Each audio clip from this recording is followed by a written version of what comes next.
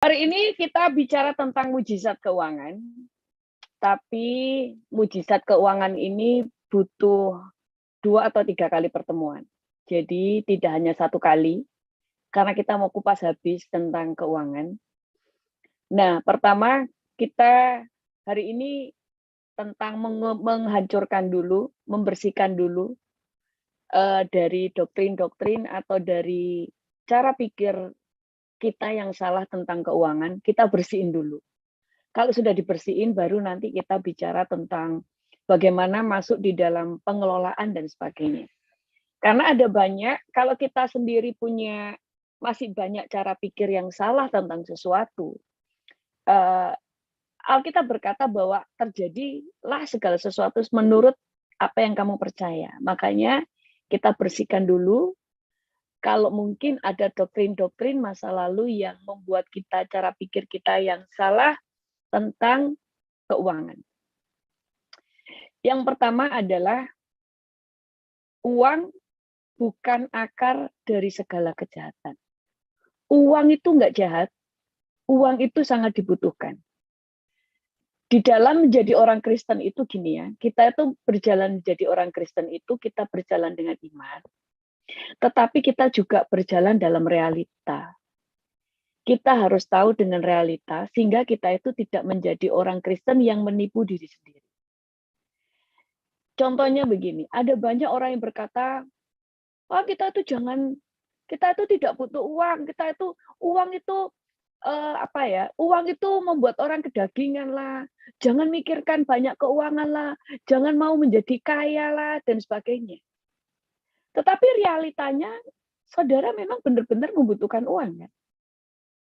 Nah, jadi orang Kristen itu, kita juga harus tahu tentang berjalan dalam realita. Kalau iman itu begini, misalnya Alkitab berkata begini, jalanlah di atas air.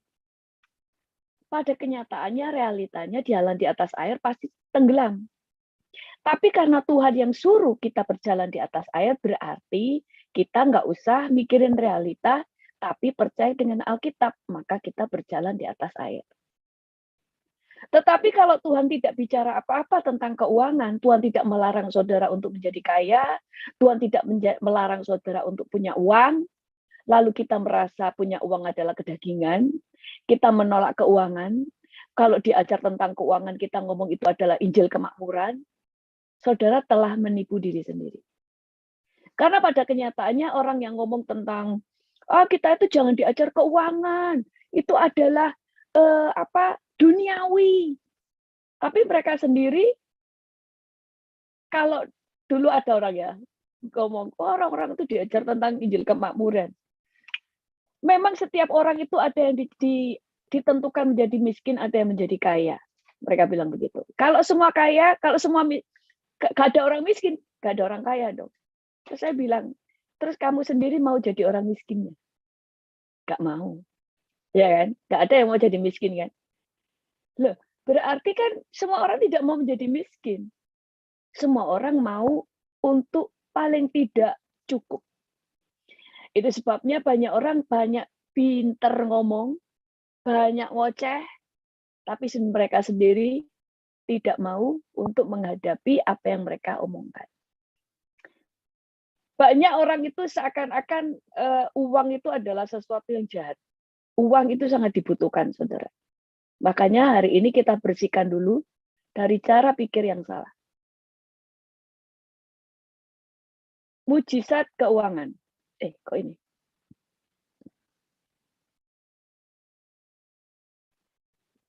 Jadi sekali lagi mujizat keuangan itu nanti pelajarannya ada 3 pertemuan. Kalau bisa cepat ya 2, tapi kalau ternyata nggak ngeburu waktunya 3. Sorry. Nah, yang pertama 1 Timotius 6 ayat 10. Dikatakan, karena akar segala kejahatan ialah cinta uang. Sebab oleh memburu uanglah beberapa orang telah menyimpang dari iman dan menyiksa dirinya dengan berbagai-bagai duka. Jadi yang membuat kejahatan itu adalah cinta akan uang, bukan uang. Kalau yang menjadi kejahatan, akar dari segala kejahatan adalah cinta uang, bukan uang, berarti uang ini tidak berbahaya. Selama saudara bisa menguasai hati saudara untuk tidak dikuasai cinta akan uang. Sama dengan seks itu kudus. Yang tidak kudus itu kan kalau saudara melakukannya di luar pernikahan. Tapi jangan menyalahkan seksnya. Sama dengan uang. Uang itu tidak salah, uang itu tidak jahat. Yang salah itu kalau hati kita cinta akan uang. Makanya ada banyak orang yang sedikit-sedikit berkata kalau ada orang yang diajar tentang pengelola keuangan, bagaimana keluar dari kemiskinan, bagaimana kita berhasil dalam keuangan, berhasil di dalam usaha, dalam bisnis, dan sebagainya. Mereka langsung berkata bahwa ini sedang mengajar Injil kemakmuran. Alkitab itu, Yesus itu membawa Injil kerajaan. Yesus tidak membawa Injil kemiskinan dan Injil penderitaan, tetapi Yesus membawa Injil kerajaan. Injil kerajaan, Injil kebenaran. Injil kerajaan berbicara tentang sebuah pemerintahan. Bahwa Yesus memerintah.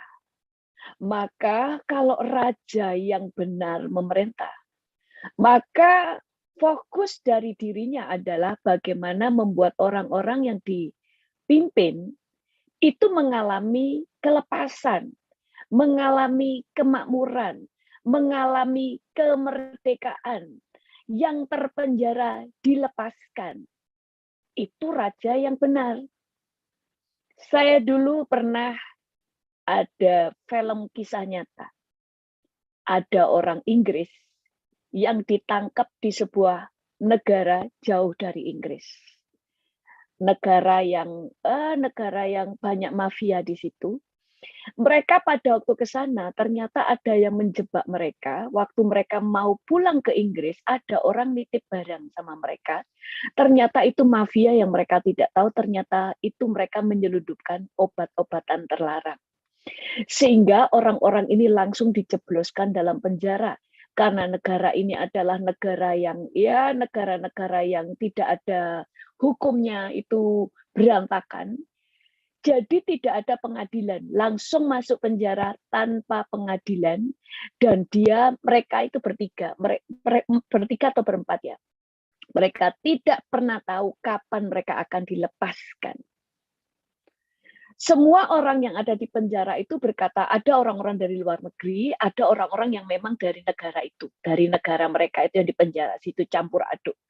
Dan mereka ini hampir-hampir putus asa di penjara itu karena mereka tidak tahu bagaimana cara dilepaskan karena tidak ada pengadilan.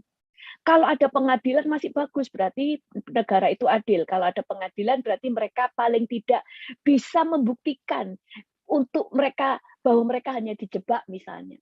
Walaupun mereka itu dijebak atau tidak itu tetap dijebloskan penjara misalnya ya, paling tidak mereka sudah bisa menyatakan mereka bisa membela dirinya gitu. Karena namanya pengadilan kan untuk memberi kesempatan kita membela diri kan, dan untuk memberikan bukti-bukti. Dan ternyata mereka itu nggak bisa, dan suatu saat mereka tiba-tiba semuanya dilepaskan. 4 orang ini dibebaskan dari penjara. Terus semua orang yang teman-temannya penjara, orang-orang lain ya kaget kan, kenapa kamu kok bisa dibebaskan gitu ya kan. Ternyata Ratu Elizabeth waktu itu berulang tahun dan dia membayar semua rakyatnya yang dipenjara di negara-negara lain dibebaskan. Jadi dia bayar untuk menebus orang-orang rakyat Inggris yang dipenjara di negara-negara lain. Sehingga orang-orang yang di penjara itu mereka berkata gini, aku tinggal di negara ini. Tapi pemerintah di negara ini tidak pernah peduli dengan rakyatnya.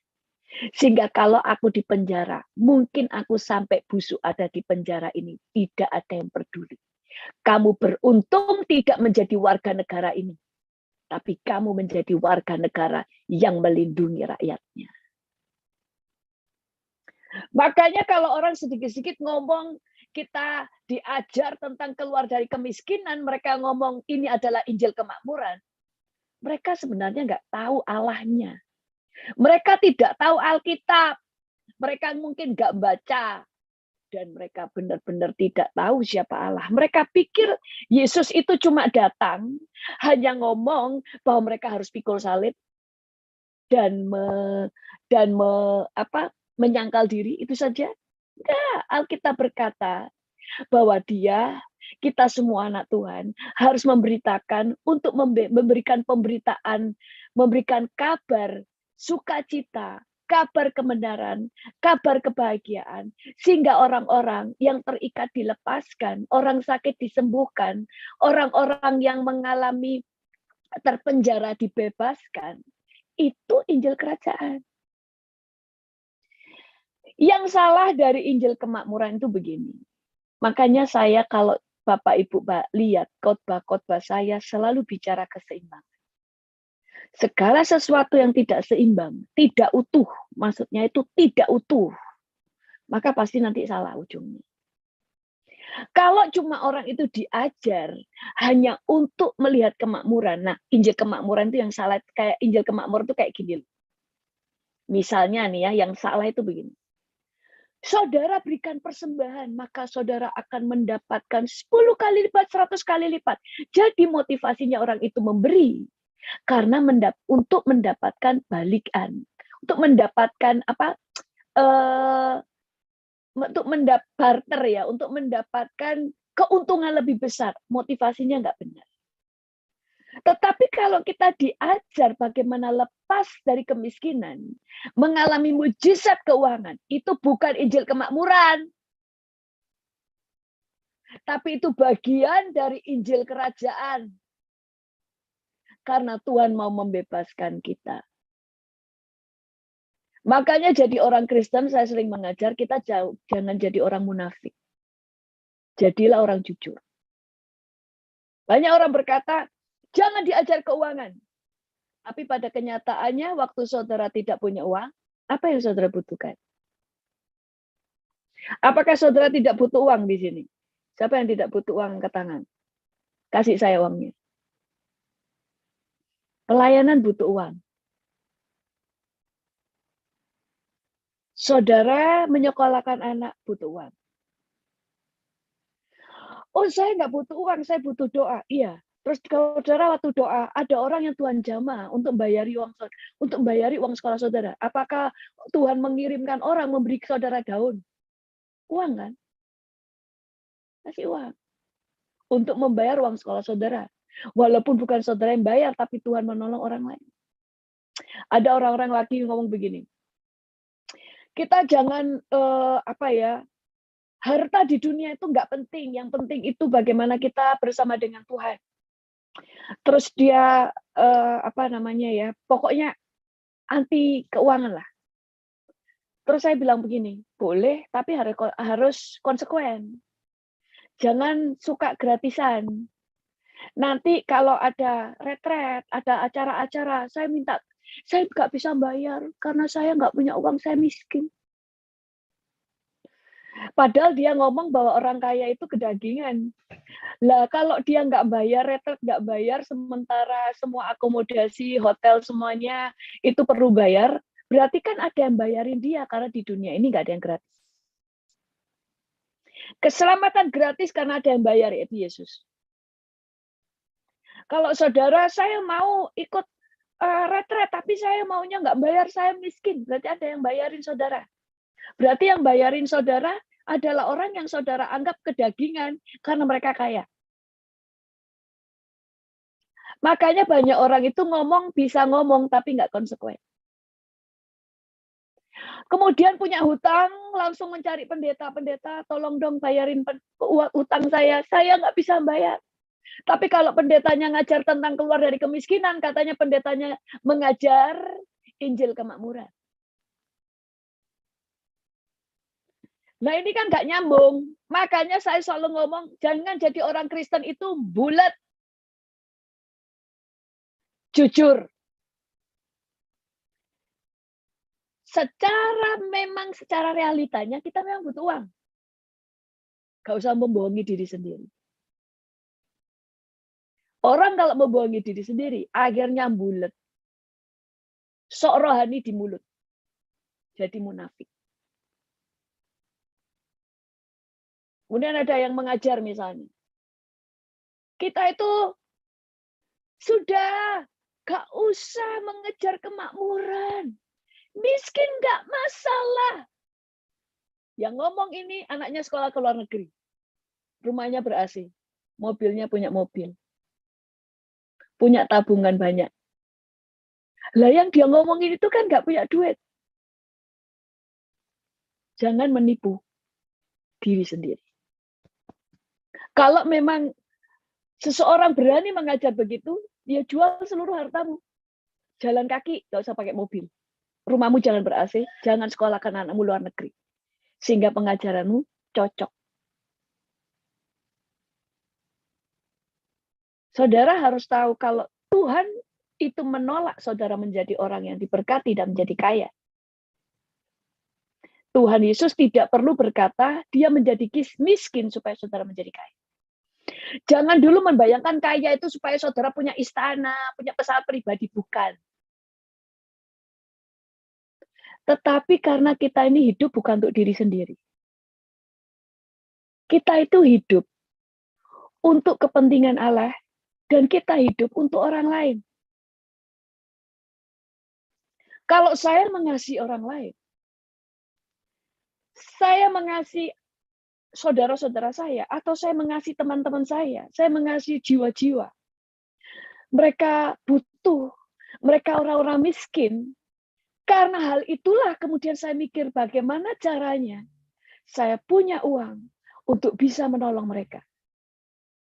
Karena hidup bukan untuk diri sendiri. Seorang suami yang mengasihi istri dan anaknya, dia pasti mikir, gimana saya mencukupkan kebutuhan anak istri saya. Tapi orang yang egois hidup untuk dirinya sendiri, nggak akan mikir. Terserah keluarga saya, anak istri saya nggak makan, ya terserah. Saya tidak suka untuk mencari uang. Karena saya adalah orang rohani, saya maunya hidup rohani. Saya nggak mementingkan keuangan, jadi saya nggak perlu cari uang. Saudara kepingin ke surga sendirian. Sementara keluarga saudara kepahitan. Saya pernah cerita di sini nggak? Seorang majelis. Dia selalu mengajarkan, miskin di bumi, yang penting kaya di surga. Itu selalu yang diajarkan. Dan dia benar-benar miskin, saudara. Saya pernah ke rumahnya itu, dia punya anak 2, cakep-cakep anaknya. Punya piring itu cuma 2. Cangkir cuma 2. Jadi gantian mereka. Kalau makan, gantian piringnya dan sebagainya. Miskin sekali. Sampai istrinya sakit keras. Dia nggak bisa obatin. Dia nggak bisa bawa ke rumah sakit. Dia istrinya meninggal. Dan dia tetap berkata, lebih baik miskin di bumi daripada kaya tetapi kaya di surga. Ini benar kalau kamu hidup sendirian. Kamu bisa memutuskan imanmu model gimana, terserah. Tapi setelah ibunya mati, anak-anaknya meninggalkan Yesus. Mereka masuk agama lain yang hanya kelihatan matanya. Kaget kita. Dan mereka berkata, ikut Yesus itu susah. Ibuku mati, padahal ayahku selalu pelayanan, tetapi ibuku mati mengenaskan, tidak bisa ke rumah sakit. Mungkin orang bilang gini, loh itu kan iman dia. Loh gini loh, iman itu harus benar. Kalau memang Tuhan izinkan hal itu terjadi, ya kita harus menghadapinya. Tetapi ada hal yang sebenarnya tidak perlu terjadi, tapi terjadi karena kebodohan kita. Makanya baca Alkitab itu yang teliti. Kayak dulu, Makanya kapan hari saya ngomong, ada orang bilang begini, Alkitab bilang begini, jangan engkau menjadi penanggung hutang. Terus ada orang-orang Kristen yang mau jadi penanggung hutang, katanya karena mengasihi. Setelah ketipu, orang yang ditanggung hutang lari nggak bayar. Dia akan marah kepada Tuhan, kan aku tulus, aku kan berbuat baik. Saudara nggak bisa salahkan setan. Kitab, atau saudara lebih percaya sok pinter. Aku kan mengasihi, nanti pasti Tuhan tolong. Loh, kalau Tuhan sudah ngomong, kalau saudara bantah dan tetap melakukan, resiko ditanggung penumpang. Makanya kenapa kita menjadi orang Kristen itu adalah orang yang mempercayai Alkitab. Saya selalu berkata, kita harus mempercayai Yesus yang artinya kita mempercayai firman-Nya. Kalau nggak pernah membaca. Nah, sama dengan kekayaan.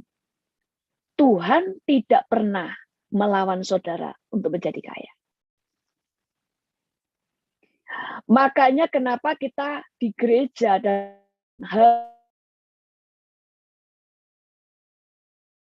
karena Tuhan tidak pernah menginginkan saudara menjadi miskin. Banyak orang yang berkata begini, miskin yang penting bahagia. Banyak orang miskin itu bahagia gombal. Tidak ada miskin bahagia. Kalau miskin bahagia, maka Yesus itu pendusta. Kita baca Alkitab ya. Sebelum baca ayat-ayatnya, contoh ya. Banyak orang ngomong miskin itu yang penting bahagia. Miskin itu gak bisa bahagia. Paling tidak saudara itu cukup. Bukan miskin. Cukup membuat saudara bisa bahagia. Cukup maksudnya apa? Alkitab berkata asal ada makanan dan minuman cukuplah. Tapi dalam keadaan apa? Saudara sehat. Miskin itu pada waktu saudara punya anak. Kamu tidak bisa ngasih makan anakmu. Waktu saudara, anakmu perlu sekolah, saudara terpaksa nggak bisa menyekolahkan anakmu sampai anakmu putus sekolah. Waktu ada yang sakit, saudara tidak bisa membawa ke rumah sakit karena kemiskinan. Kecuali saudara itu punya hubungan yang luar biasa dengan Tuhan. Sehingga ada mujizat demi mujizat. Nah, kalau ada mujizat demi mujizat di dalam kehidupan saudara, cukup. Karena apa yang saudara butuhkan, itu saudara peroleh, itu cukup. Makanya Tuhan itu tidak mau saudara miskin. Makanya kalau harus dibuktikan, mana ayat firman Tuhan berkata rasul-rasul miskin. Mana, memang ada pernah Paulus berkata, dia tahu arti kekurangan, dia tahu arti kelimpahan. Tapi tidak pernah mengatakan dia terus kekurangan. Zaman dulu pelayanan itu mahal. Makanya sekarang Tuhan buat murah, ada Zoom. Pelayanan itu sangat mahal. Kalau mereka nggak punya duit, tidak bisa melayani ke bangsa-bangsa. Kenapa? Kenapa sih Tuhan mau memberkati hidup kita? Karena kita hidup bukan untuk diri sendiri. Kita hidup untuk keluarga kita. Kita hidup untuk istri, untuk suami, untuk saudara-saudara yang miskin, untuk pelayanan. Kemudian kemiskinan. Rumah saudara sampai bocor. Saudara nggak bisa dandan di rumah karena kemiskinan. Kapan hari ya Rim kan menyumbang untuk orang-orang yang rumahnya itu bahkan cuma dari daun kelapa. Itu kalau hujan kehujanan. Itu dari daun kelapa. Bener-bener daun kelapa yang ditumpuk-tumpuk aja. Itu kemiskinan. Karena dalam keadaan bocor pun nggak bisa perbaiki. Nah, banyak orang yang berkata, dulu rasul-rasul miskin lah dan sebagainya, buktinya mereka nggak punya rumah dan sebagainya. Itu kan mereka dalam zaman aniaya. Jangan disamakan dengan zaman ini. Di zaman aniaya, itu mereka itu yang dibutuhkan keselamatan. Mereka harus lari dari sana, dari satu tempat ke tempat yang lain. Yang mereka butuhkan adalah makanan. Yang mereka butuhkan mujizat. Beda dengan yang sekarang. Kalau nanti ada masa aniaya, ya beda lagi kebutuhan kita. Bukan bawa uang banyak, kita nggak bisa lari bawa uang. Makanya banyak orang itu melihat segala situasi disamakan semua. Salah. Nah, tadi ya, kita mau bongkarin dulu ya, sebelum kita bicara tentang mujizat keuangan. Kalau memang dikatakan banyak orang yang berkata miskin tetapi berbahagia, maka Alkitab ini bohong.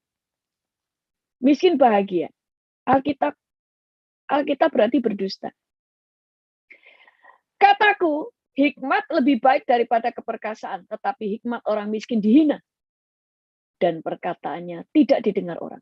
Benarkah ini? Nah, realitanya betul? Betul.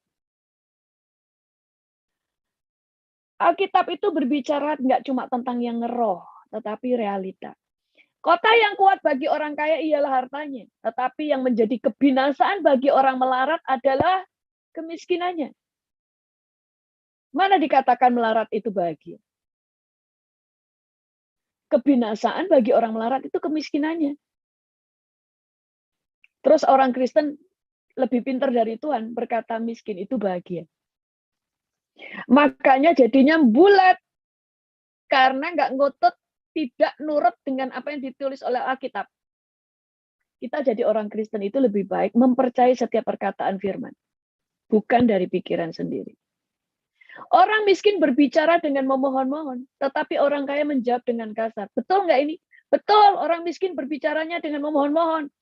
Kurang ajar sedikit, udah, lagi di Indonesia. Kalau ada orang miskin. Saudara diperlakukan tidak adil, saudara teriak di polisi, nggak digubris. Juga oleh temannya, orang miskin itu dibenci, tetapi sahabat orang kaya itu banyak. Bener nggak ini? Realitanya. Betul kan? Makanya kita jangan membohongi diri sendiri. Ini betul yang ditulis di Alkitab. Bahwa orang miskin itu dibenci. Makanya nggak baik, nggak ada orang yang mau menjadi miskin. Makanya nggak perlu kita menipu diri sendiri. Atau menipu orang lain dengan berkata bahwa Tuhan maunya kita itu jangan menjadi kaya. Miskin, yang penting bahagia. Nggak ada miskin bahagia itu, nggak ada. Yang bahagia itu cukup. Banyak orang yang mengambil hati orang dermawan, setiap orang bersahabat dengan si pemberi. Orang miskin dibenci oleh semua saudaranya, apalagi sahabat-sahabatnya. Mereka menjauhi dia. Ia mengejar mereka, memanggil mereka, tetapi mereka tidak ada lagi. Betul nggak? Betul. Kita kalau melihat sesuatu itu terus lihat di realitanya benar-benar. Kekayaan menambah banyak sahabat, tetapi orang miskin ditinggalkan sahabatnya. Kataku, hikmat lebih baik daripada keperkasaan, tetapi hikmat orang miskin dihina, dan perkataannya tidak didengar orang. Nah, itu dulu. Apakah semuanya itu sesuai dengan realita? Benar. Makanya kenapa Tuhan berkata bahwa Tuhan mendengar teriak mereka yang lemah. Tuhan itu mendengar teriakan orang-orang miskin. Karena Tuhan itu mau mengeluarkan mereka. Kalau Tuhan itu suka dengan kemiskinan, saudara semua yang di sini tidak akan diperintah Tuhan untuk memberi untuk orang miskin. Kenapa orang percaya diberi perintah oleh Tuhan memberi kepada orang miskin supaya orang miskin bisa makan? Karena Tuhan itu nggak mau orang itu miskin. Betul nggak? Loh, kalau Tuhan suka dengan orang miskin, miskin itu rohani, Tuhan nggak akan perintahkan saudara ngasih makan, biarin yang miskin itu tetap dengan kemiskinannya. Yang penting dia punya iman. Enggak kan? Tuhan suruh kita memberi kepada orang miskin, supaya, bahkan firman Tuhan berkata begini, orang yang memberi kepada orang lemah, kepada orang miskin, memiutangi Tuhan. Kenapa? Karena Tuhan mau mengeluarkan orang miskin itu dari kemiskinannya. Jangan sampai mereka mati kelaparan dengan kemiskinannya, tapi dikeluarkan. Mereka harus diberi makan. Sampai Tuhan itu menghukum seorang orang yang cerita tentang orang kaya bersama dengan Lazarus yang miskin, yang banyak boroknya di kakinya. Dia masuk neraka bukan karena dia masuk neraka karena kaya. Dia ke neraka karena dia membiarkan orang miskin di depan rumahnya mati kelaparan sementara orang kaya ini berpesta. Kenapa? Karena Tuhan tidak mau ada orang kelaparan, tidak mau ada orang yang mati dalam kemiskinannya. Tuhan mau keluarkan orang-orang itu. Makanya miskin bahagia tidak sesuai dengan Alkitab. Yang ngomong begitu sok pinter. Lebih pintar dari Tuhan. Tuhan mau kita itu cukup. Minimal cukup, baru kemudian kelimpahan. Ditontokin dulu ini. Kalau enggak, terjadi banyak perdebatan. Kalau kaya itu dosa, maka ayat-ayat ini harus dihapus. Mazmur 9 ayat 18 berkata, sebab bukan untuk seterusnya orang miskin dilupakan, bukan untuk selamanya hilang harapan orang sengsara. Orang miskin itu dianggap sengsara. Itu sebabnya Tuhan itu mau mengeluarkan mereka.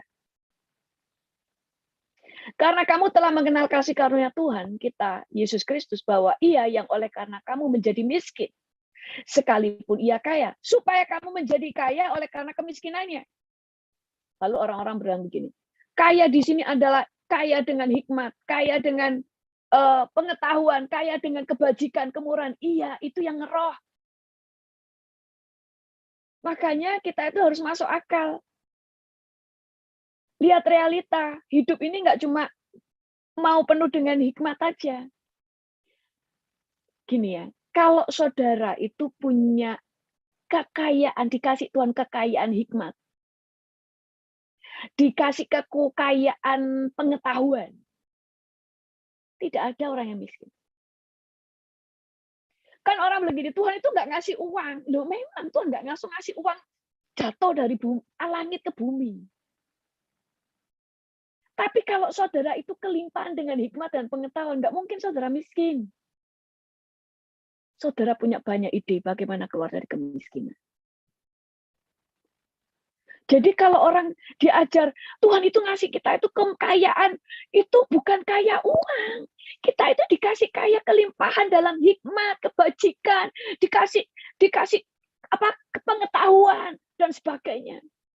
Loh, lah kalau saudara punya banyak pengetahuan terus saudara nggak punya uang, ya nggak masuk akal. Berarti saudara bodoh, nggak punya pengetahuan. Karena pengetahuanlah saya tahu bagaimana memakai keuangan saya, bagaimana uang saya bisa diputar. Dan sebagainya. Nah, itu nanti.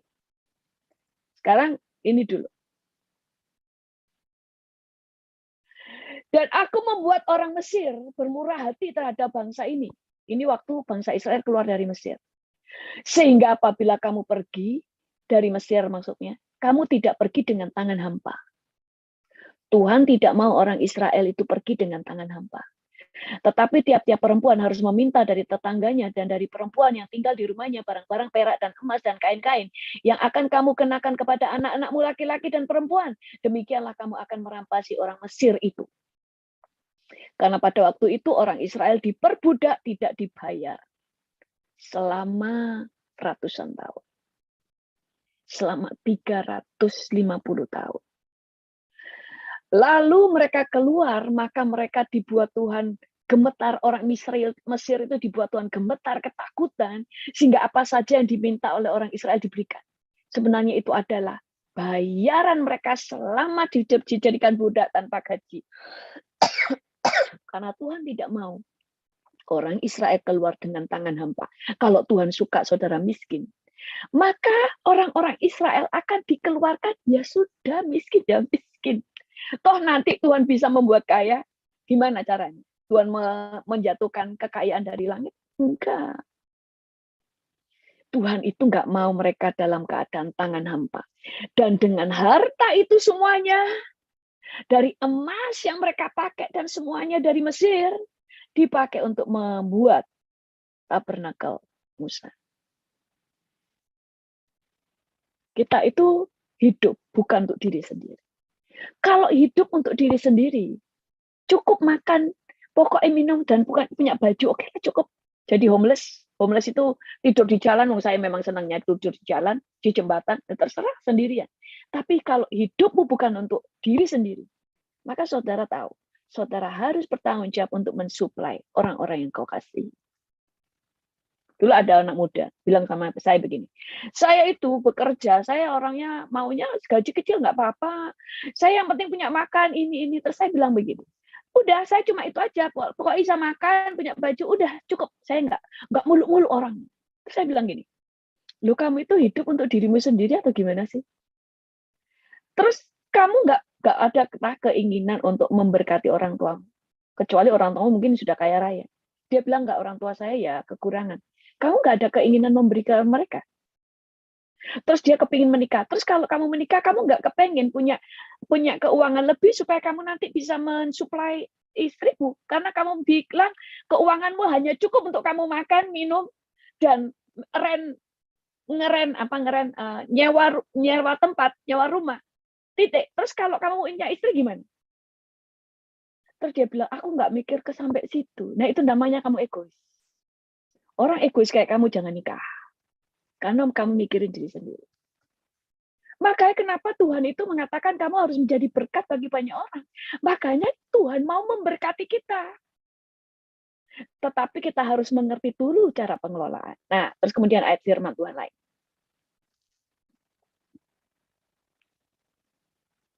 Oleh karena kemalasan, runtuhlah atap, dan oleh karena kelembapan tangan, bocorlah rumah.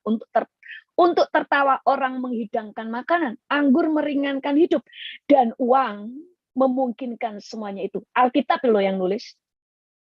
Kemalasan membuat runtuh atap. Karena kelembapan tangan, bocorlah rumah. Kelambanan tangan, bocorlah rumah. Untuk tertawa orang menghidangkan makanan, anggur meriangkan hidup, dan uang memungkinkan semuanya. Uang itu memungkinkan semuanya. Saya tidak bicara begini supaya saudara cinta uang. Tapi kita berpikir secara logika, masuk akal, nggak usah munafik. Realitanya begitu.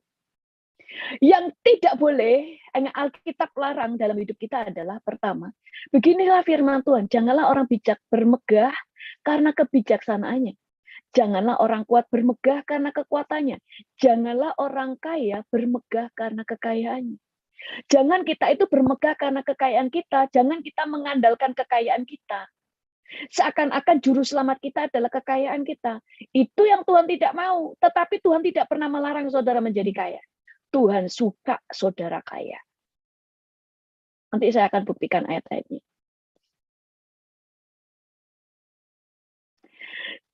Janganlah, ini yang tidak boleh, yang dilarang Tuhan. Janganlah kamu mengumpulkan harta di bumi ngengat dan karat merusakkannya, dan pencuri membongkar serta mencurinya. Tetapi kumpulkanlah bagimu harta di surga. Di surga ngengat dan karat tidak merusakkannya, dan pencuri tidak membongkar serta mencurinya. Jangan kamu mengumpulkan harta di bumi. Di ayat yang lain dikatakan menimbun harta. Saudara, menimbun, mengumpulkan harta. Yang nggak boleh itu ngumpulin harta, saudara. Kaya dan ngumpulin harta itu beda. Yang Tuhan tidak suka, kamu ngumpulin harta. Ngumpulin artinya,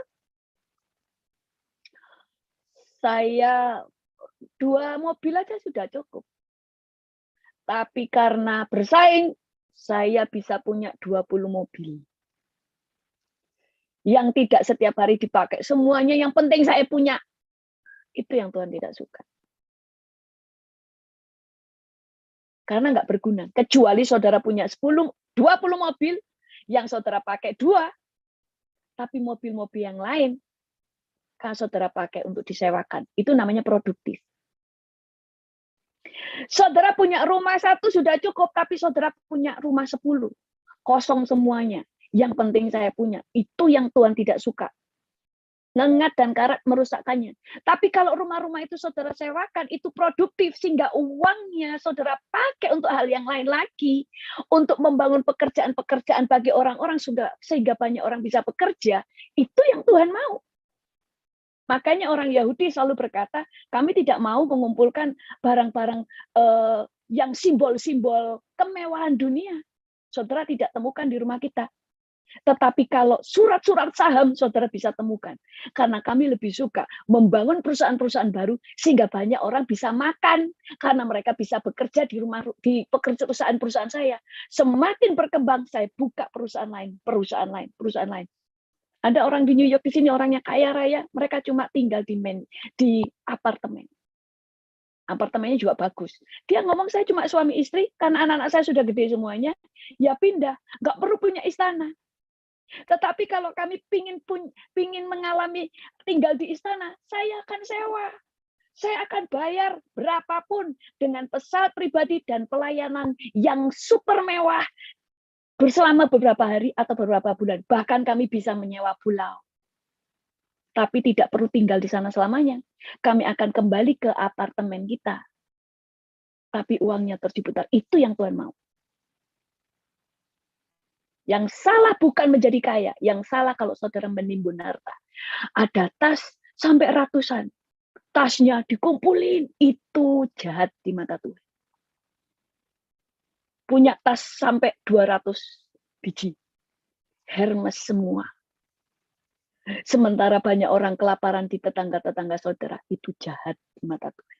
Karena kamu diberikan berkat bukan hanya untuk memenuhi, memuaskan diri, tetapi untuk bisa menjadi berkat bagi orang lain. Jadi kita mulai lihat, Tuhan tidak pernah melarang saudara kaya. Justru saudara, Tuhan mau mengeluarkan saudara dari kemiskinan. Itu dulu di sini. Kalau saudara percaya, Tuhan tidak mau saudara miskin. Tuhan gampang membentuk saudara untuk saudara diberkati. Tapi kalau sudah sini ada mental block, kita nggak boleh kaya. Ya sudah, saudara nggak bisa dibawa kemana-mana.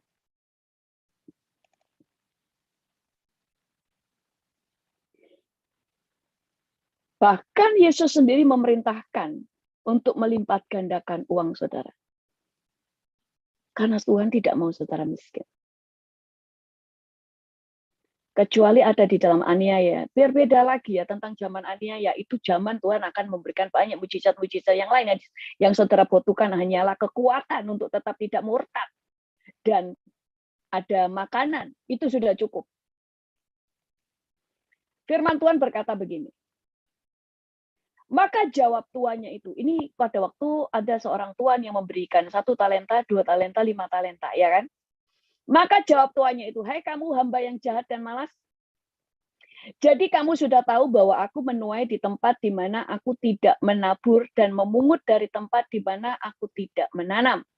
Karena itu sudahlah seharusnya uangku. Uangku itu kau berikan kepada orang yang menjalankan uang supaya sekembaliku aku menerimanya serta dengan bunganya.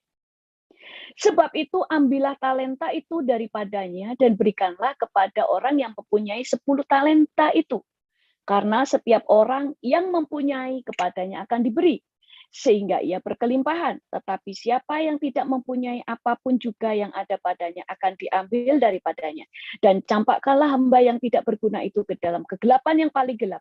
Di sanalah akan terdapat ratap dan kertak gigi. Semuanya sudah tahu ceritanya kan? Ada orang yang diberi 2 talenta, ada yang diberi 5 talenta, ada yang diberi 1 talenta. Yang diberi 1 talenta, dia menyembunyikan talenta itu. Dan di situ ayatnya jelas. Yesus berkata, bahwa Tuhan itu berkata, seharusnya uangku kamu kasih kepada orang yang bisa melipat gandakannya. Uang. Dan ada yang pernah, saya waktu pernah buat khotbah tentang keluar dari kemiskinan. Ada yang protes. Talenta kok bicara uang? Nah, nggak baca Alkitab. Makanya banyak orang tuh ngeyel tapi nggak baca Alkitab. 10 talenta, 2 talenta kok bicara uang. Loh, di situ tadi itu sudah jelas uang. Di bahasa Inggrisnya juga ditulis money. Makanya tadi dikatakan begini.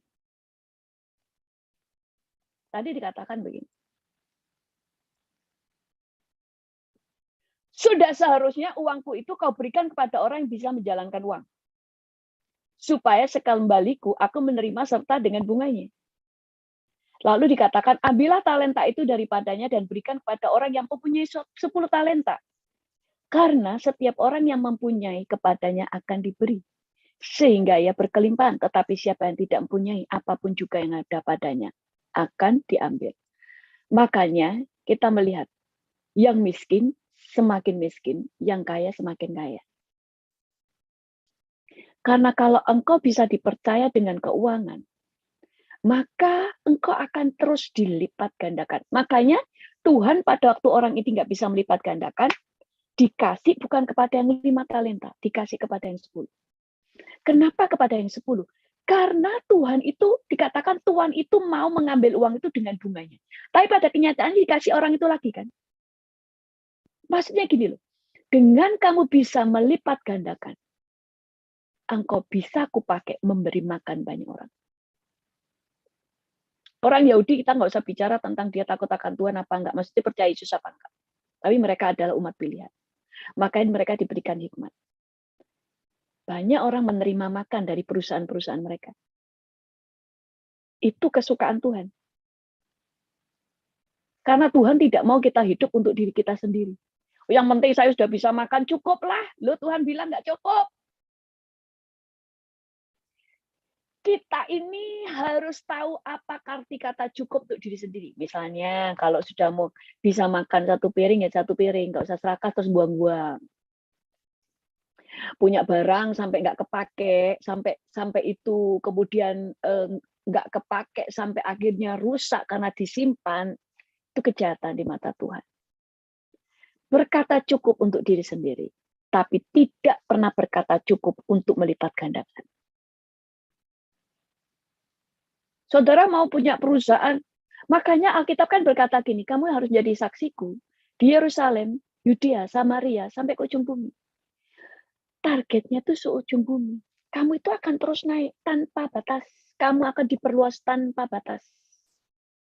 Tapi tetap bisa berkata cukup. Makanya banyak orang Yahudi kaya raya, pakaiannya tetap sederhana. Mereka tahu berkata cukup untuk dirinya. Tapi tidak pernah berkata cukup untuk melipat gandakan uangnya. Saudara tidak pernah berkata cukup untuk melipat gandakan pengetahuan, melipat gandakan untuk menjadi berkat, untuk melipat gandakan karunia saudara. Karena Tuhan mau yang seperti itu. Makanya Daud pun Tuhan bawa terus naik. Tadinya cuma memimpin orang-orang Yahudi, tapi kemudian dia memimpin seluruh Israel. Dan sebagainya. Karena targetnya Tuhan selalu memperluas. Lah kalau orang Kristen, makanya ini tipuan yang setan, yang dipercaya gereja salah satunya adalah dikira miskin itu rohani. Akhirnya banyak orang kelaparan karena diajar miskin itu rohani. Lalu mau menolong, ya orang Kristennya juga nggak bisa menolong. Makanya ada banyak gereja-gereja gede di luar negeri. Itu kosong. Yang beli agama seberang, bukan gereja. Gereja nggak ada duitnya. Yang malu siapa? Malu saudara, gerejanya dibeli orang-orang itu. Karena gereja nggak punya duit. Makanya kalau dikatakan kita miskin, yang penting masuk surga, berarti saudara itu nggak bermanfaat selama di dunia. Cuma mikirin bagaimana saya masuk surga, itu namanya saudara hidup tidak bermanfaat. Tapi kalau saudara memikirkan, pokoknya selama di bumi, ada yang aku lakukan untuk menjadi berkat. Itu namanya hidup saudara bermanfaat. Kemudian, Tadi ya, jadi yang miskin makin miskin, yang kaya makin kaya. Semua ini kuncinya ada pada kita. Nasib itu di tangan kita kok. Takdir di tangan Tuhan. Makanya saya katakan, semua yang ditulis di Alkitab itu berarti sudah ditentukan Tuhan. Tidak bisa dirubah. Tapi yang tidak tertulis di Alkitab bisa dirubah. Nasib saudara bisa dirubah. Nasib itu di tangan saudara. Makanya semakin saudara belajar bagaimana mengembangkan keuangan nanti ya kita pelajari. Maka Tuhan itu akan semakin tambahkan hikmatnya saudara. Kemudian berikutnya. Makanya saya tuh jengkel memang. Jengkel kalau ada orang-orang, wah ini Injil kemakmuran. Ya apa sih? Mau orang Kristennya miskin semua. Penginjilan butuh uang. Untuk menjawab kebutuhan orang-orang miskin butuh uang. Kita ini kan harus bisa menjadi jawaban doa. Untuk mereka, yang ini bicara tentang Mina ya, untuk mereka yang mendengarkan dia di situ, Yesus melanjutkan perkataannya dengan suatu perumpamaan. Ini mirip dengan 1, 2, 5 talenta, tetapi ini hanya mirip ya, tetapi beda. Sebab ia sudah dekat Yerusalem dan mereka menyangka bahwa kerajaan Allah akan segera kelihatan. Maka ia berkata, ada seorang bangsawan berangkat ke sebuah negeri yang jauh untuk dinobatkan menjadi raja di situ. Dan setelah itu baru kembali. Ia memanggil 10 orang hambanya dan memberikan 10 mina kepada mereka. Ini 10. Kalau tadi 3 kan. Maka ini berbeda. Katanya, pakailah ini untuk berdagang. Sampai aku datang kembali. Akan tetapi orang-orang sebangsanya membenci dia, lalu mengirimkan utusan menyusul dia dan mengatakan, kami tidak mau orang ini menjadi raja atas kami. Dan terjadilah ketika ia kembali setelah ia dinobatkan menjadi raja, yang menyuruh memanggil hamba-hambanya yang telah diberinya uang itu untuk mengetahui berapa hasil dagang mereka masing-masing.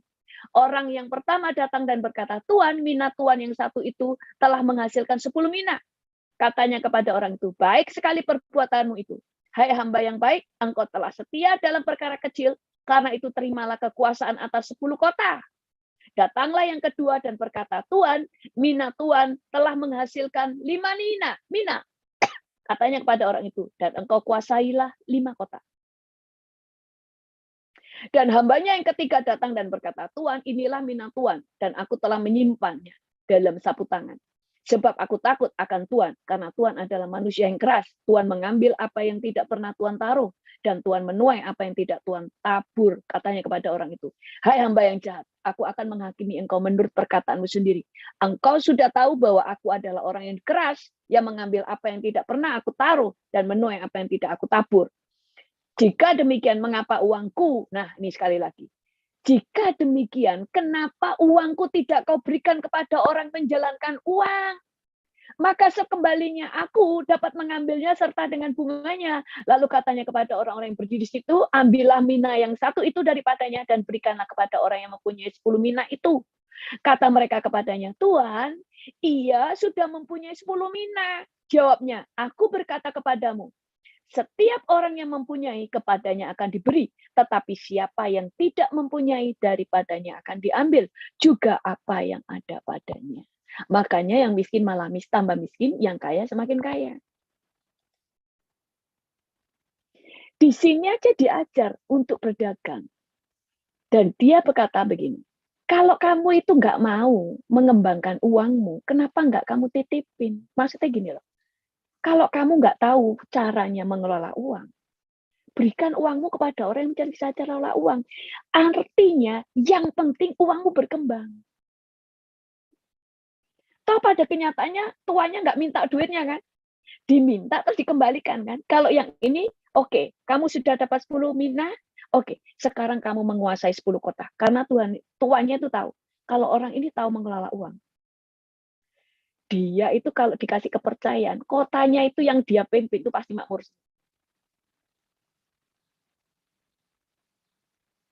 Sekarang dipimpin Jokowi sama kapan hari dipimpin sama Ahok, mereka berdua tahu tentang berdagang. Mereka tahu kelola uang. Di tangan mereka langsung kaya Indonesia. Sama Jakarta kemarin kan kaya. Tapi dipercaya kepada orang yang nggak tahu tentang mengelola uang, hancur. Cirinya di situ. Makanya orang Kristen di sini harus dirubah dulu. Jangan anti kaya, jangan anti Injil kemakmuran. Yang salah itu kalau nggak diajar dengan seimbang. Kelimpahan itu salah satu dari Injil kerajaan. Yang salah adalah kalau kita cuma diajar kekayaan tanpa diajar motivasi yang benar. Tanpa tahu tujuan kita diberkati apa. Makanya saya selalu katakan bahwa kita itu harus mengenal Tuhan utuh, Alkitab secara utuh, sehingga kita melakukan bisa dengan benar. Nah itu tadi ya. Jadi kita mulai melihat bahwa Tuhan itu memang mau memberkati hidup kita.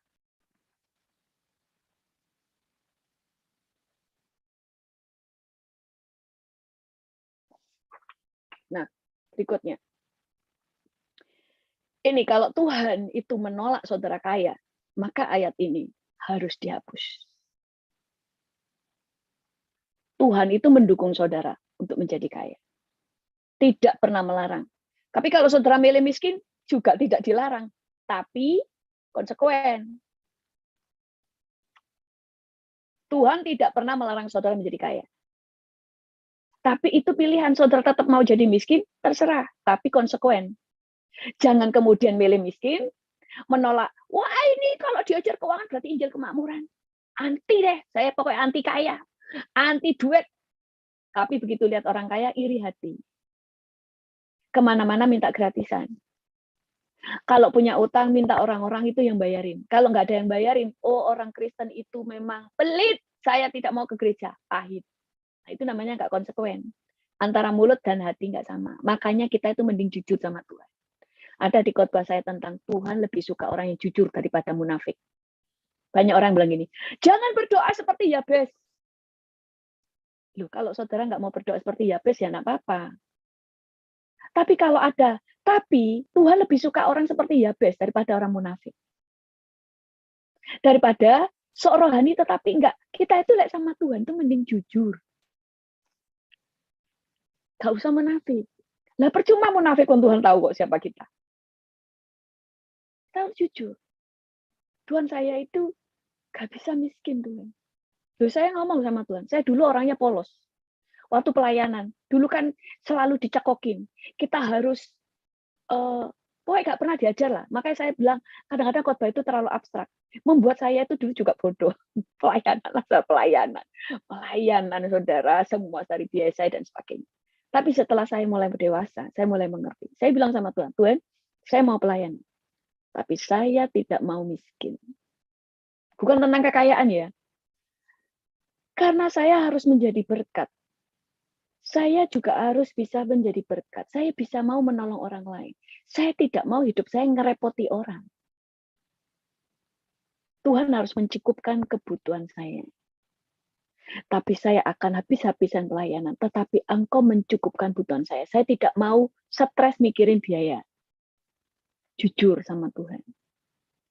Gak usah. Yang penting saya inilah, itulah. Waduh, nanti dihajar sama setan. Mendingan jujur sama Tuhan. Gitu. Ngerti ya? Terus kemudian, ayat firman Tuhan berkata begini. Ini bukti-bukti ya. Bukti-bukti bahwa Tuhan itu mendukung saudara. Di dalam Ulangan 8 ayat 18 berkata begini, tetapi haruslah engkau ingat kepada Tuhan Allahmu, sebab dialah yang memberikan kepadamu kekuatan untuk memperoleh kekayaan. Dengan maksud meneguhkan perjanjiannya yang diikrarkannya dengan sumpah kepada nenek moyangmu seperti sekarang ini. Dia memberi saudara kekuatan untuk apa?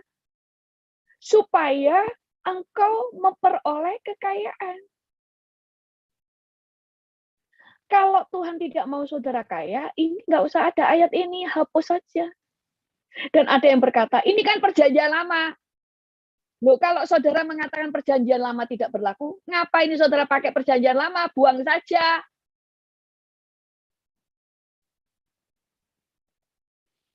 Dan Abraham menamai tempat itu Tuhan menyediakan. Sebab ya sampai sekarang dikatakan orang di atas gunung Tuhan akan disediakan.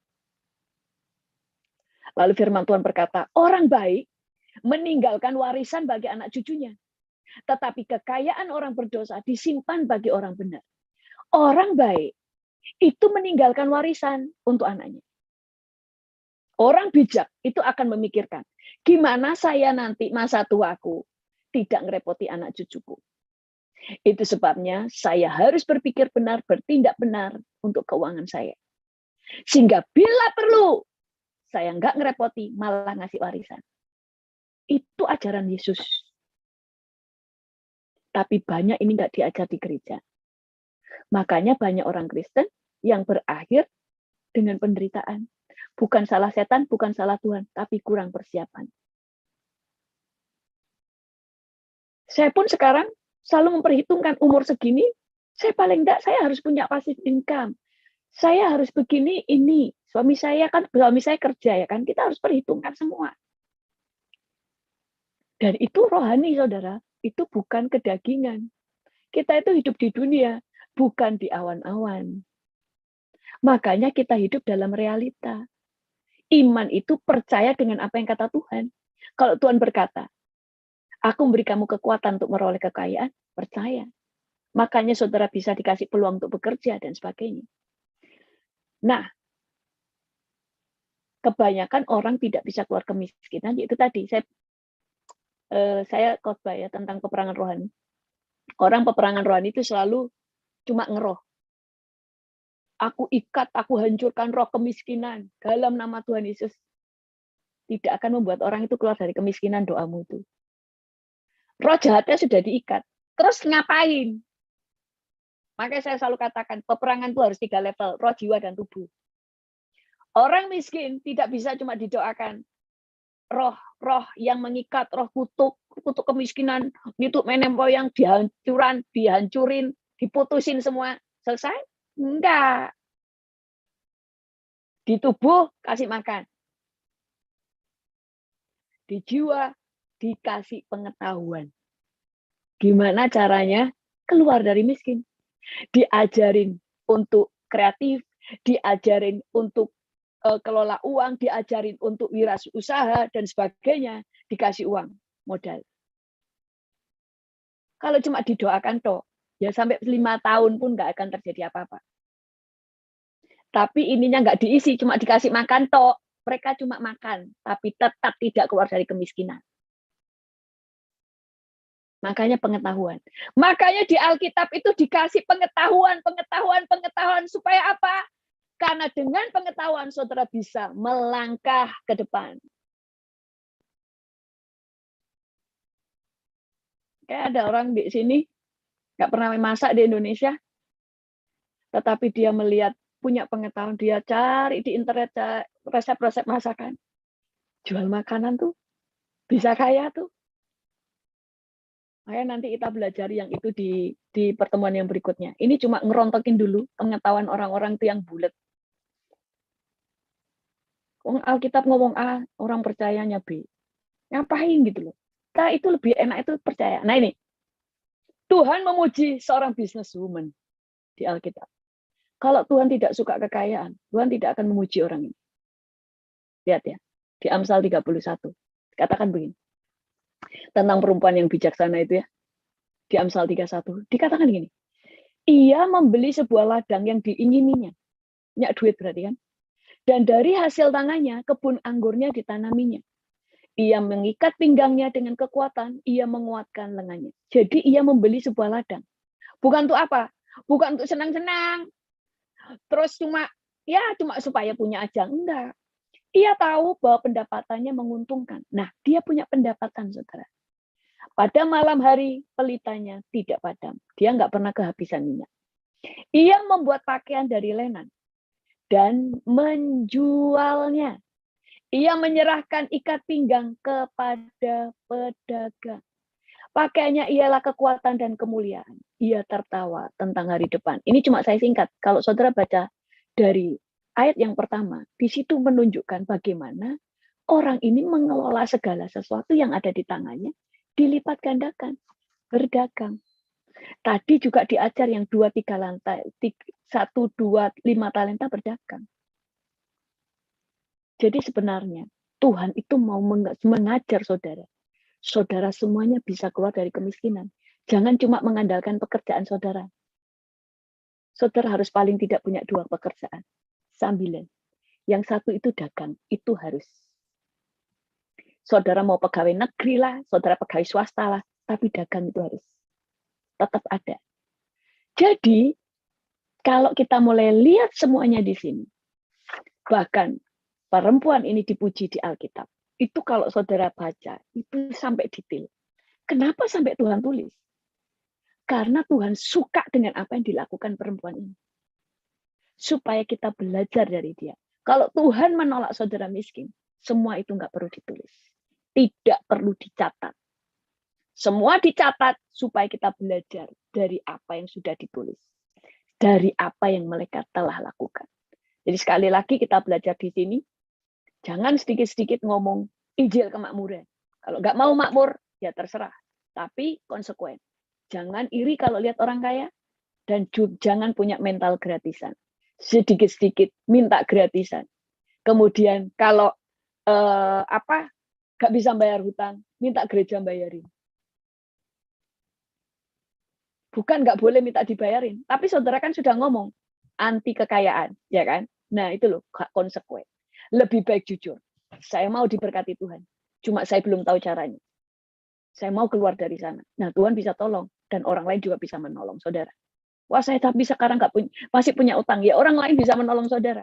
Tapi kalau sudah menutup diri, ya orang malas untuk menolong. Oke, itu aja. Saya serahkan kepada hostnya. Silakan, Tante. Oke, Pastor, luar biasa.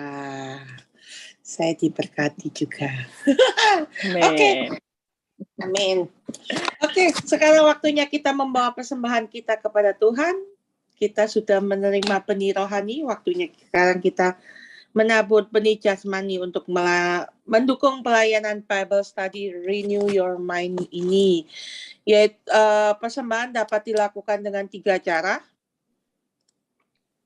Yang pertama melalui BCA atas nama Catur Pio Nugroho dengan nomor 1130985161, juga bisa melalui PayPal atas nama Deborah Kristanto, Deborah_Kristanto@yahoo.com.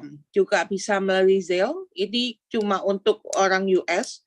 Itu dengan nomor 646-578-4667 atas nama Edwin Kristanto. Oke, dengan itu saya serahkan sama Ibu Mary Lim untuk doa persembahan.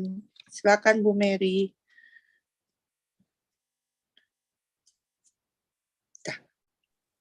Ya. Shalom Pastor Deborah dan semua saudara-saudara seiman. Mari kita berdoa semuanya. Tuhan Yesus, terima kasih atas berkat-Mu yang telah Engkau limpahkan kepada kami semua. Terima kasih juga untuk firman-Mu yang dibawakan oleh Pastor Deborah hari ini. Berkatilah dan urapi terus Pastor Deborah, Tuhan Yesus. Tuhan, kami akan memberikan persembahan. Semoga Engkau memberkati tangan-tangan yang memberi, agar persembahan ini dapat menjadi berkat bagi grup Persekutuan Bible Study RYM ini. Terima kasih Tuhan Yesus, inilah doa kami. Dalam nama Tuhan Yesus Kristus kami sudah berdoa. Haleluya. Amin. Amin, amin, amin. Terima kasih Bu Mary. Sekarang waktunya Q&A. Udah banyak pertanyaan. Untuk mempersingkat waktu, saya serahkan sama Bu Monik. Silakan Bu Monik.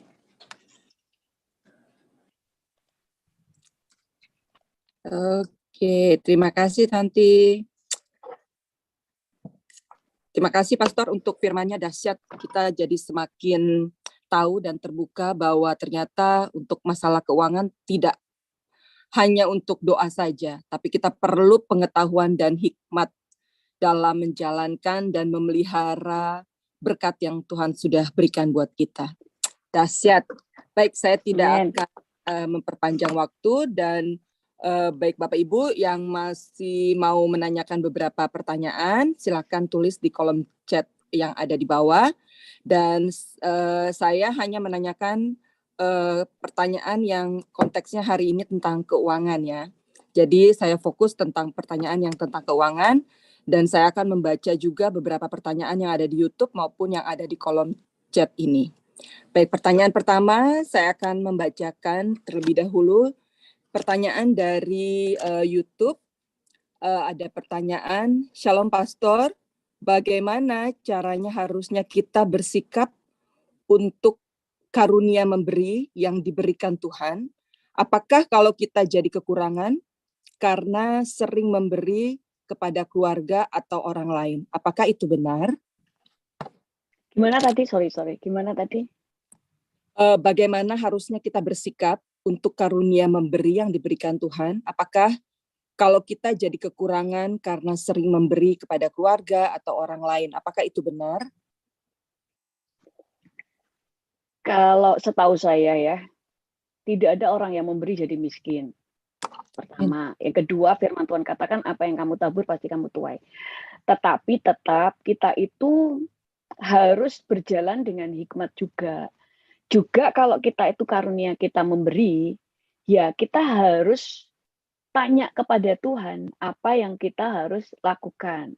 Karena uang kita adalah milik Tuhan. Tetapi kan Tuhan tuh nggak bicara, saya nggak bisa mendengar suara Tuhan. Ya, saudara harus tahu yang terutama, ya kan? Yang terutama di dalam hidup kan kita sudah tahu ya, 1/10 ya kan, itu pasti ya, itu yang terutama udah, kalau usah diutik-utik. Kalau saudara memang seorang karunia pemberi, harus tahu yang terutama. Kemudian kalau untuk memberi kepada orang tua, ya kita harus memberi. Tapi kalau kita sudah menikah, kita memberi kepada orang tua itu juga harus ada kesepakatan. Nggak seluruh harta kita itu dikasih ke orang tua. Karena saudara itu kan sekarang menikah, ada tanggung jawab. Kalau saudara masih ingin seluruh uang saya karena saya mengasihi orang tua saya, semua uang saya kasih orang tua saya. Ya saudara nggak usah nikah. Saudara pelihara aja orang tuamu, nggak usah nikah. Karena kalau saudara nikah, saudara bertanggung jawab atas istri dan anak-anakmu, ya kan? Nah, untuk memberi, kemudian untuk memberi kepada misalnya keluarga, adik-adik untuk kita kasih misalnya uang sekolah. Jangan langsung kasih langsung uang, kita harus semuanya teliti karena ada banyak kesaksian. Orang-orang itu dikasih uang, ternyata tidak dipakai sekolah dan sebagainya. Nah, itu ada pelajaran sendiri ya. Itu kalau saya kasih itu panjang. Jadi cara memberi kepada orang tua, kepada saudara dan sebagainya itu nanti ada pengajaran yang sendiri ya. Makanya kalau tentang keuangan itu banyak sekali. Oke, itu aja. Silakan Bu Monik. Baik, pertanyaan selanjutnya. Saya mau bertanya Pastor, apakah salah kalau saya sering berdoa sama Tuhan supaya saya diberikan kesehatan, bukan kekayaan, karena supaya saya bisa tetap melayani Tuhan? Ya, terserah saudara. Tuhan itu menghargai hak saudara. Saudara mau memilih untuk cuma bisa melayani tanpa kekayaan. Saya sendiri juga waktu melayani dulu nggak pernah minta kekayaan, ya kan? Saya bukan minta kaya, tapi minta harus dicukupkan oleh Tuhan. Paling tidak saya bisa dicukupkan, kemudian saya nggak sampai merepotkan orang, kemudian saya masa tua saya terpelihara, itu yang saya minta, karena saya tidak mau masa tua saya jadi ngerepotin orang. Karena saya melihat ada orang pelayanan, saya sampai shock, pelayanan, dan berakhir di panti jompo, saudara. Nggak punya apa-apa. Padahal dia di gereja itu, waduh, pendoa, kasih makan gembalanya, semuanya berakhir di panti jompo. Dia tertekan karena dia tidak suka di panti jompo. Tetapi kan gak ada yang memelihara dia. Nah, saya tidak mau berakhir begitu. Makanya saya sudah bawa kepada Tuhan. Saya tidak mau berakhir begitu. Karena kalau saya melayani Tuhan, saya bilang, dan berakhir begitu lebih baik saya bekerja. Loh, di Amerika gaji itu besar kok. Ngapain pelayanan? Loh, kalau di Amerika loh ya. Kalau harus milih, loh, enak pelayan, enak kerja itu per jam gajinya besar kok. Kalau melayani kebanyakan kayak Pak Tony bilang, proyek thank you. Ya, saya ngomong sama Tuhan, kalau saya nanti masa tua saya berakhir begitu, lebih baik saya bekerja. Saya nabung, saya investasi. Ngapain pelayanan? Saya bilang gitu sama Tuhan, saya jujur. Tapi kalau kamu jamin, saya mau kau jamin hidup saya. Masa tua tidak terlunta-lunta, saya mau melayani. Nah gitu. Kalau saudara ngomong, saya yang penting sehat, saya tidak mau harta dan sebagainya. Loh, itu terserah saudara. Kalau saya tidak mau. Kalau saudara mau, ya tidak apa-apa.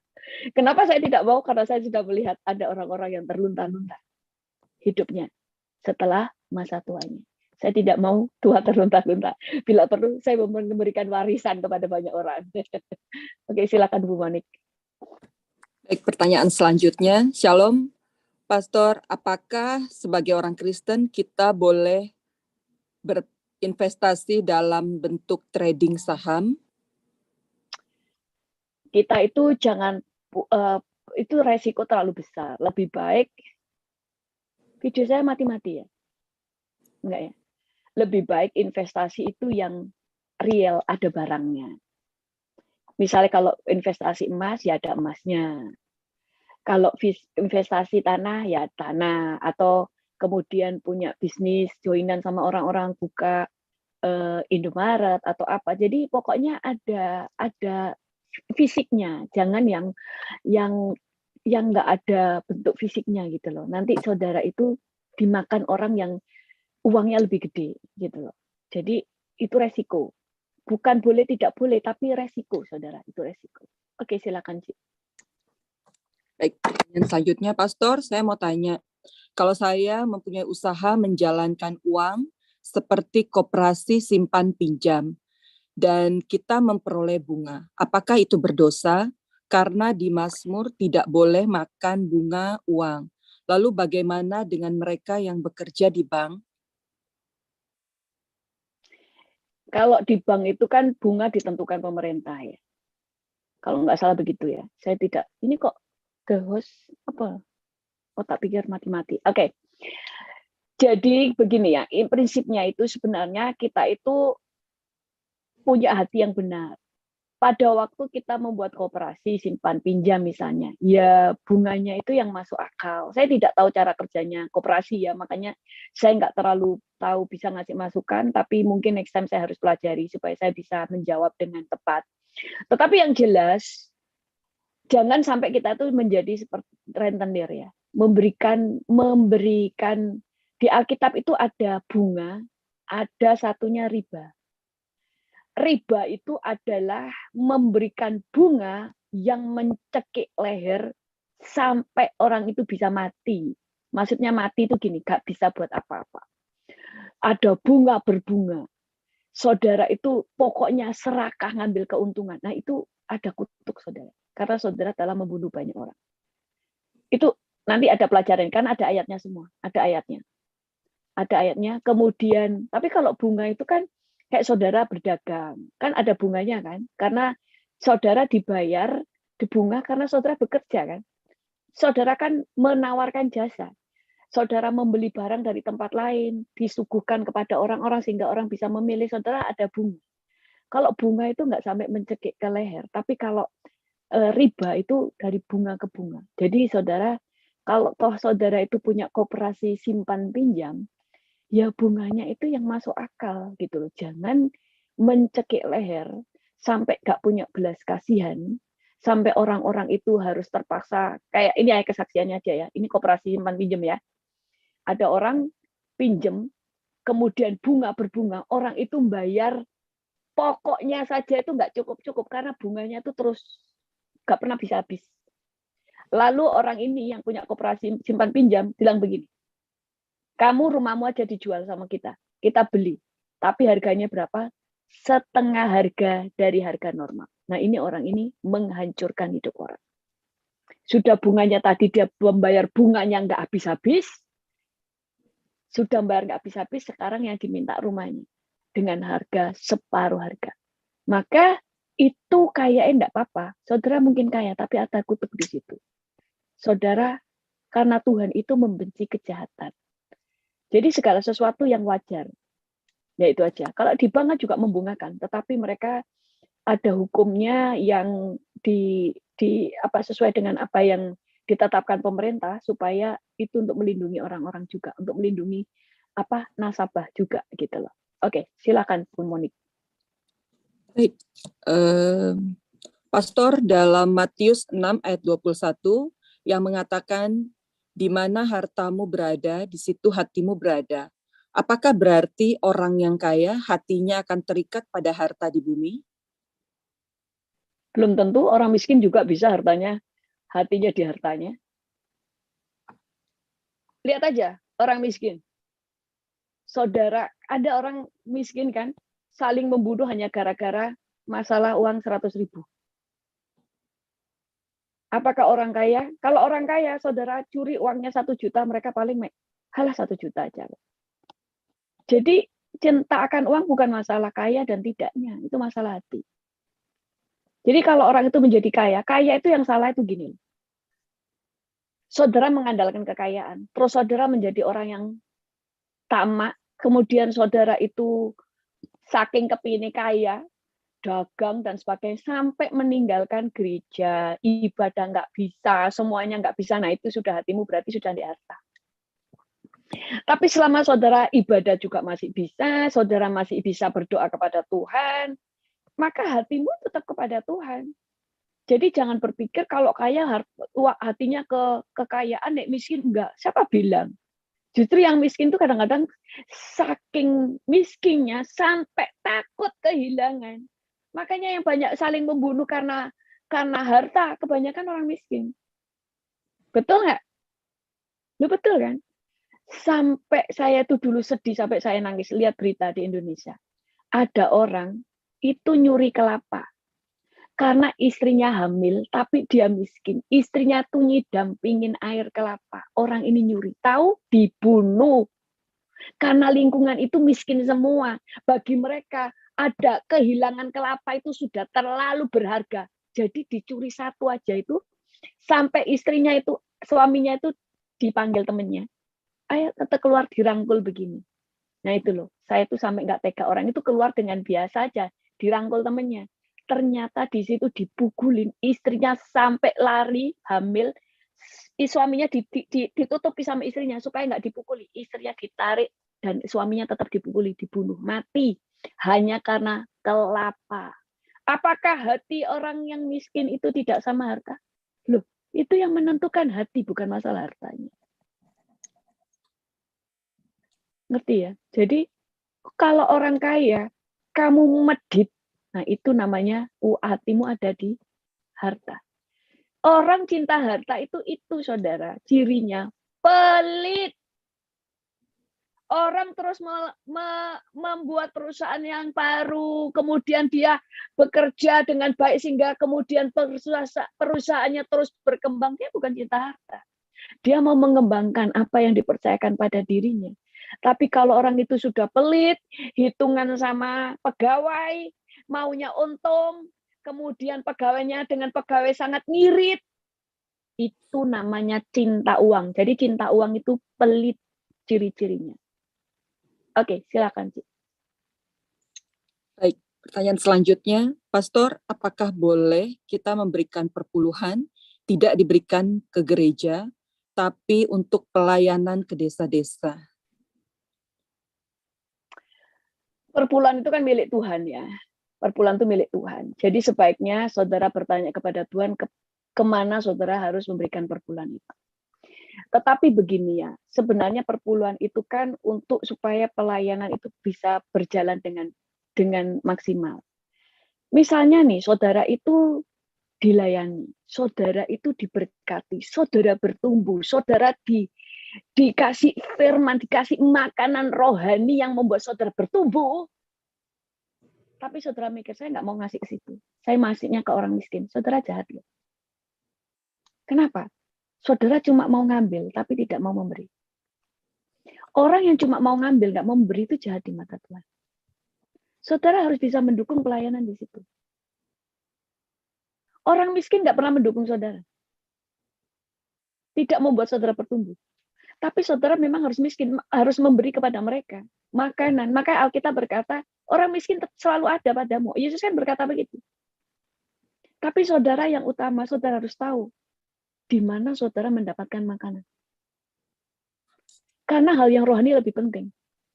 Baru kemudian memberi kepada orang-orang miskin. Orang miskin itu dikasih uang sampai separuh dari atau seluruh harta di dunia dikasih orang miskin. Orang miskin tetap miskin. Orang miskin tidak bisa dikeluarkan dengan uang. Orang miskin dikeluarkan dari kemiskinannya dengan pengetahuan, pelatihan, pengetahuan, dikasih kerjaan. Makanya banyak sekarang orang-orang yang menolong orang miskin, tidak dikasih makan, kasih uang. Wah, ya mereka miskin terus. Mau coba kasih harta saudara, seluruh harta saudara habisin, kasih mereka, tetap mereka miskin. Karena yang menjadi miskin mental. Maka sekarang orang miskin, pelayanan untuk melayani orang miskin, mereka diajak bekerja. Misalnya membuat makanan, diajari membuat makanan, kemudian semua membuat makanan, dibungkusin, jual. Kemudian mereka diajar untuk menjahit atau membatik dan sebagainya. Itu semuanya diproduk. Harus dibuat mereka produktif. Diajar untuk mancing, menjala ikan, bagaimana mengelola sampai itu menjadi barang-barang ini kemudian bisa dijual dan sebagainya. Seperti itu. Orang miskin tidak hanya diajar untuk dikasih uang, kasih makan.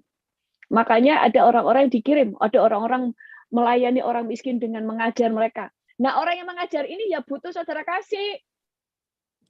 Bukan orang miskinnya yang menjadi fokus. Karena orang-orang ini yang melayani orang-orang miskin supaya bisa keluar dari kemiskinan, yang melatih mereka, jangan gini, kan mereka itu melayani, mereka kan nggak ada uangnya, ya kan? Jadi yang miskin aja dikasih, itu nggak bisa. Semua itu harus ada perputaran. Lah pengajar-pengajarnya meninggalkan pekerjaannya untuk menolong orang-orang itu misalnya. Ya, kita harus dukung pelayanan-pelayanan itu. Ngerti ya maksudnya ya? Jadi intinya perpuluhan sebenarnya perpuluhan bukan untuk dikasih kepada orang miskin, tetapi untuk pekerjaan Tuhan. Ya, pekerjaan Tuhan yang di mana yang saudara mendapatkan makanan, bagaimana saudara hidup di dalam saudara bertumbuh kerohanian saudara. Karena orang-orang yang memberikan firman itu pun mereka harus membayar harganya, saudara, untuk membayar harganya. Jadi, saudara harus memberi ke tempat-tempat itu, tanya sama Tuhan kemana, baru kemudian memberi kepada orang miskin. Oke, itu aja. Silakan, Bu Monik. Baik, pertanyaan selanjutnya saya akan bacakan dari YouTube. Pastor, ada pernyataan bahwa Yesus memerintahkan pengikutnya untuk menjual semua hartanya. Apakah pernyataan tersebut orang kaya sulit masuk surga? Bagaimana menurut Pastor? Oh, ada pernyataan Tuhan di Alkitab nih. Ya. Mungkin maksudnya yang di Alkitab. Itu ada di khotbah saya tentang kesalahpahaman orang untuk memahami Alkitab. Jadi, banyak orang itu kasih ayat itu tentang Yesus berkata kepada orang muda yang kaya raya, jualah seluruh hartamu, berikan kepada orang miskin, dan ikutlah aku. Betul? Betul. Berarti orang-orang itu nggak boleh kaya. Begitu kaya, kasih orang miskin semuanya. Itu Tuhan itu sedang memanggil dia sebenarnya. Untuk dia tidak mengandalkan kekayaannya. Dia milih siapa? Milih Yesus atau hartanya. Sama dengan Abraham, milih Ishak atau Tuhan. Abraham itu kaya raya. Tapi kenapa Tuhan nggak suruh menyerahkan seluruh hartanya dan membagikan kepada orang miskin? Karena Abraham tidak terikat dengan kekayaannya. Tetapi kalau Tuhan berkata, berikan kekayaanmu, jual seluruh hartamu dan berikan kepada orang miskin, jangan berpikir supaya orang itu menjadi miskin. Tuhan itu bisa melipat gandakan. Ini tadi ada loh ayat-ayatnya, tapi hari ini gak tak kasih ya. Makanya bertahap ya. Jadi Alkitab berkata bahwa hari ini juga, di masa ini juga, kamu akan memperoleh 100 kali lipat. Dan di masa depan, di akhir zaman kau akan beroleh hidup yang kekal. Itu adalah orang-orang yang mau taat kepada Tuhan, mau melayani, mau melepaskan. Kalau kamu kehilangan rumahmu, kehilangan saudaramu karena aku, kamu pada masa ini juga akan menerima 100 kali lipat. Jadi orang itu disuruh memberikan bukan supaya orang itu miskin, supaya Tuhan bisa mempercayakan lebih banyak. Sama dengan janda Sarfat. Waktu disuruh memberikan roti yang utama, pertama kepada Nabi Elia, apakah kemudian dia menjadi miskin? Maksudnya dia kemudian kelaparan? Enggak kan?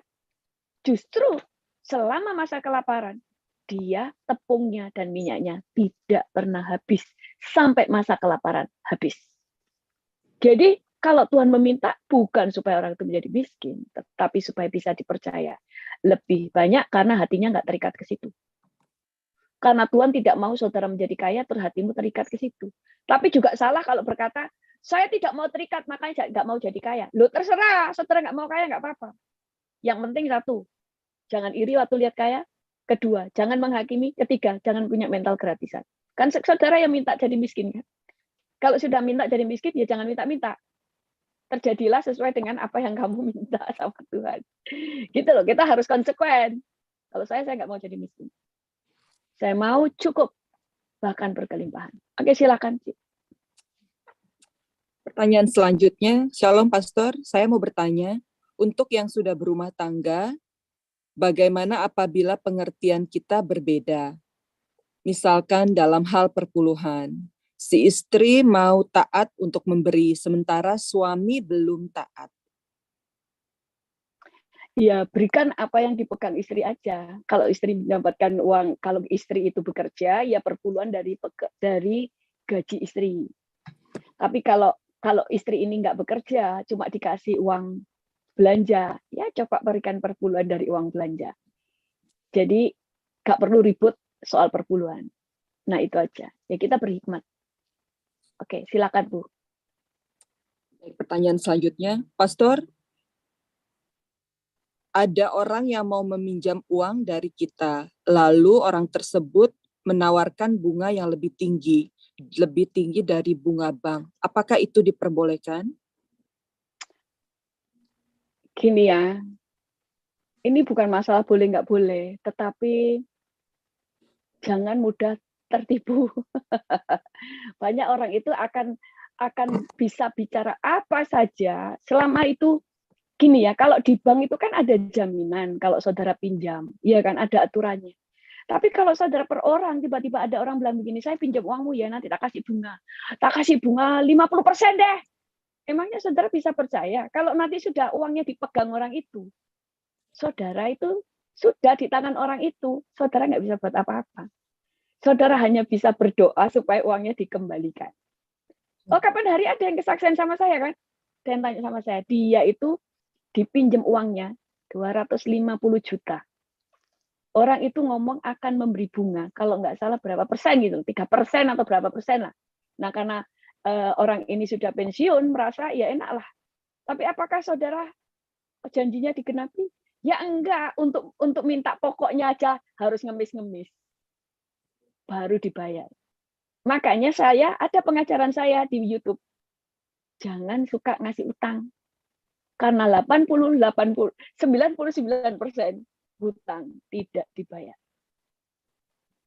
Saudara kalau kasih utang, kasih utang yang masuk akal. Misalnya begini, ya ngasih utang itu yang kalau saudara kehilangan tidak menjadikan saudara bangkrut. Kalau toh cuma hilang itu ya tidak membuat saudara itu sampai kepahitan. Misalnya, saudara kalau saudara merasa 1 juta bagi saudara itu kalau hilang enggak apa-apa, ya sudah kasih utang itu cuma sebatas 1 juta. Jangan lebih dari itu.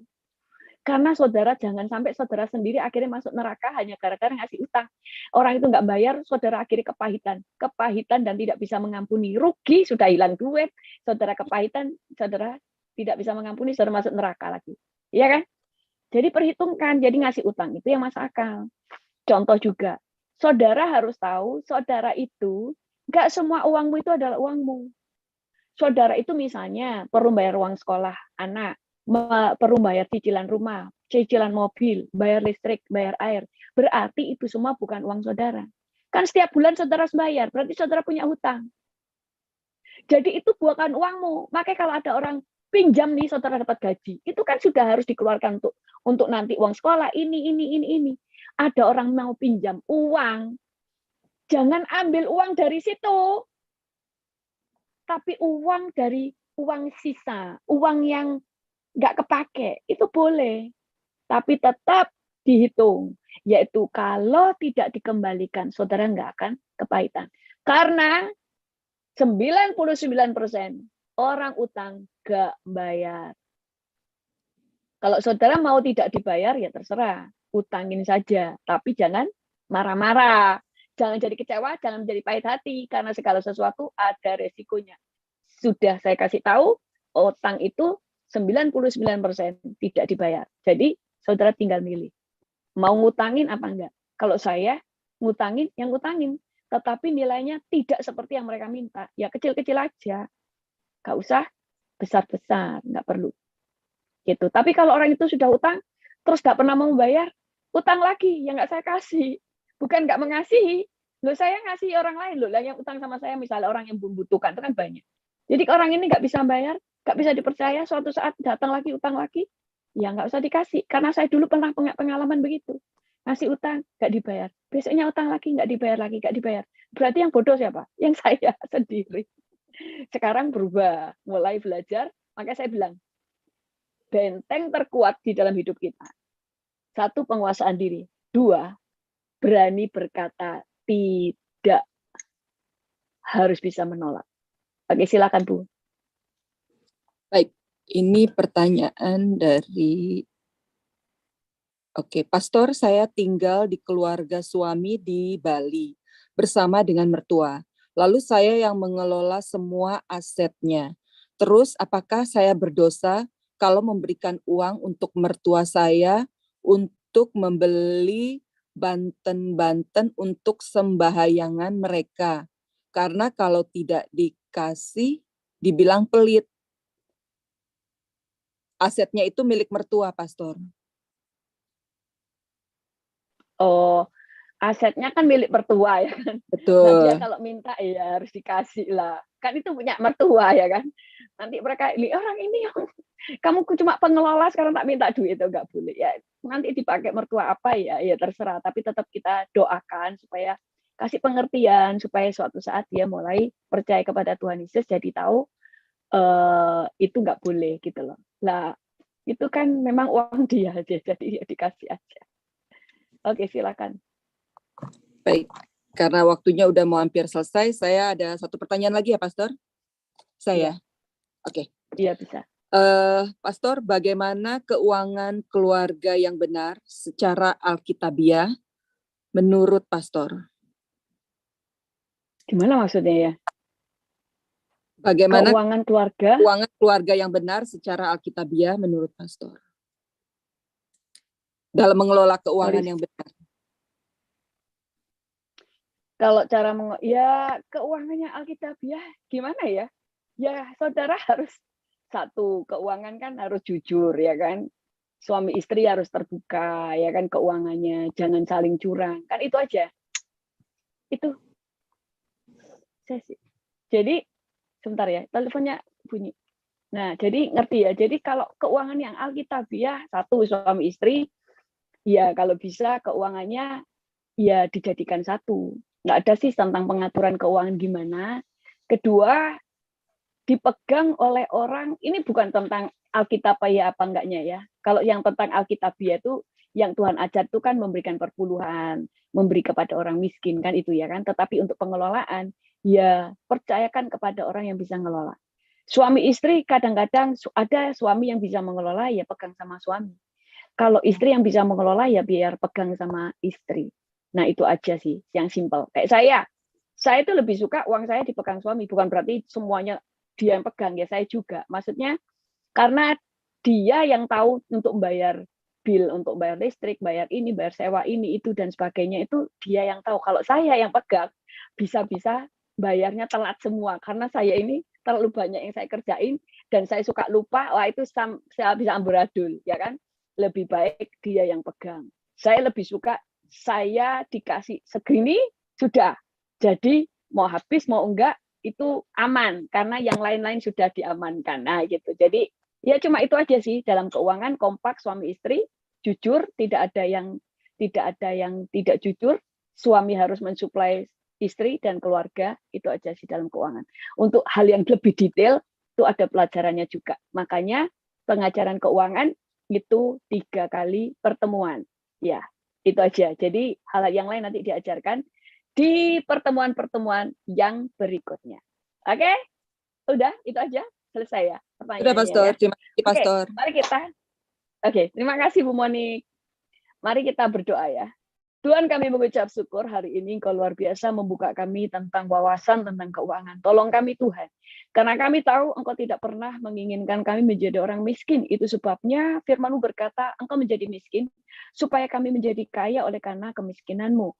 Dan Engkau Tuhan Yesus Allah yang mengeluarkan kami Tuhan dari keterpurukan. Engkau mengeluarkan kami dari hutang. Engkau mengeluarkan kami Tuhan Yesus dari persoalan, karena Engkau adalah Allah pembebas. Itu sebabnya Tuhan, ajar kami karena kami percaya pada waktu pikiran kami diubahkan, maka hidup kami diubah dan nasib kami juga diubah.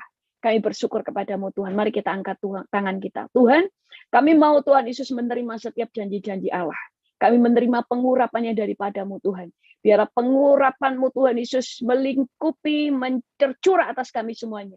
Sehingga kami diberi kemampuan untuk mengelola keuangan. Sehingga apapun yang kami perbuat berhasil. Berikan kami hikmat-Mu Tuhan.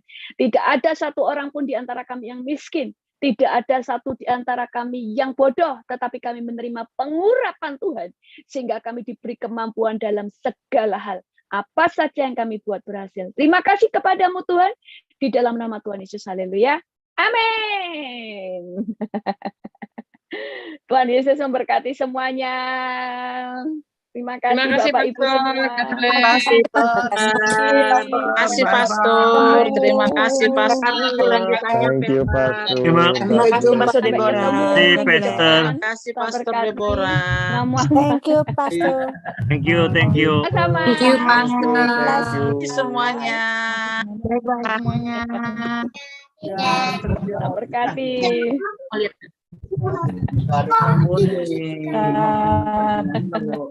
Hai Indonesia.